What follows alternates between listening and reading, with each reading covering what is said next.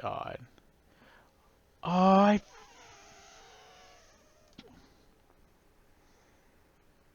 Did I not save it?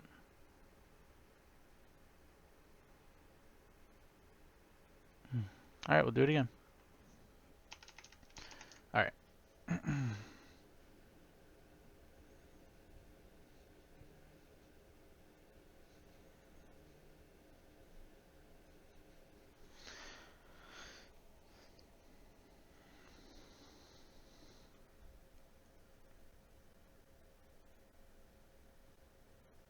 So the title of my presentation is called a narrated presentation. So first and foremost, I would like to say hi. My name is Brandon San Martin. Most people just call me San Martin because I really don't like my first name and I just prefer being called my last name. I am from New York and I lived in Queens my whole life. And the reason why I love being a CRJ major or why it's interested me is because most of my family are in law enforcement or has a correlation with law enforcement or with law. It's always been a passion of mine and I strive to be in a position of trying to help others and trying to do better for the future. So in the nearby future, upon my graduation of 2023, I would like to have an internship with any federal agency, that being either with the FBI, the Federal Air Marshal, or Homeland Security. So why did I choose this topic? First and foremost, my topic was about how the influence of crack and cocaine and heroin has affected the community in the Bronx. I selected this topic personally because I lost a good friend due to overdosing. The problem with the research question was, how are people being affected by these increases of opioids in their own homes and streets? There is a huge misconception and problem of not anyone understanding like what opioids are, and like it's just the amount of drugs like methamphetamine, heroin, crack, cocaine, weed, just all these, even fentanyl, all these drugs are just having a toll on people's bodies. And not only is it happening in New York City, it's also happening around the world and anywhere. The reason why we should discuss this, or why I care and why you should care, is because we're trying to make a difference in society. Although inevitably there will never be a time where everything will be all resolved and everything will have a solution, but to be better aware of the situations that are happening around you, and that the lack of awareness, especially in the city of New York, kind of is a problem. So what was the takeaway? I learned that hidden numbers in the Bronx have the highest numbers of overdose and financial instability.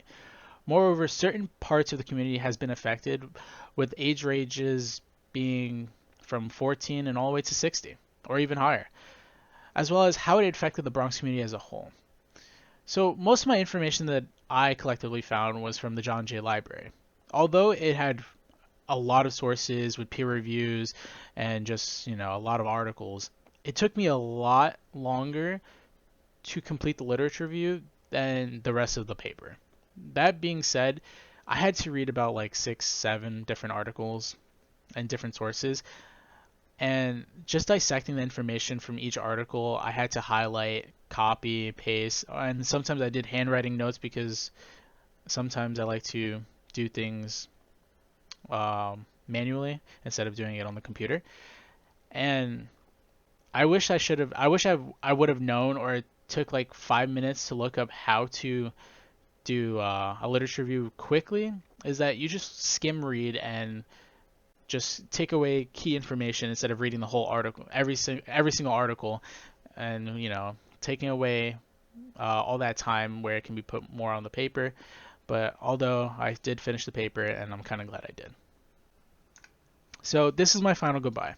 So this semester has been quite interesting with the full effect of online learning. I did not like online learning. Unfortunately, we're probably going to have to go through this with the spring semester, but I would like to thank you, particularly Professor, for handling this situation really well with the amount of time given and how you broke down each week and what you expected us to do, and having only one class every Monday asynchronous. I think that was really helpful, and how you kept us up to date each week about what you expected us, and each email was very thorough, and what expectations were, kept in measure. And I would like to say that I learned a lot through the readings, and especially the PowerPoints, because sometimes when I did the readings, I was like a little confused, but when they came to the PowerPoints, it kind of like, gave me like, okay, now I understand this. So, for instance, in Chapter 10, we learned about geographic information systems. That being said, it was a field of information technology that deals with collection, storage, manipulation, analysis, management, and presentation of geographical data. And that was broken into 4 different sections of data, technology, application, and people. So this allowed researchers and practitioners of the complexity of crime and how they analyze techniques and methods to more easily and quickly identify patterns. And I thought this was really interesting because I learned a lot about how advanced the GIS was and how we can understand when and where and why crime occurs. And not only it enabled researchers to develop and do test programs and develop strategies and resolutions to prevent or try to reduce crime. So I thought chapter 10 for that most part, what I learned for the GIS was so captivating and honestly the takeaway of this year that I will probably forever remember. So that being said, I would like to thank you and the rest of the class and all my classmates. Unfortunately, I did not get to see them in person, but nevertheless, I'm glad and thankful to have made it through the semester learning about research of criminal justice and how it impacts our everyday life and how we should keep moving forward and learn different things. And I really enjoyed the time given as well. And I would like to say thank you again, and I hope to have you a teacher in the nearby future. Thank you.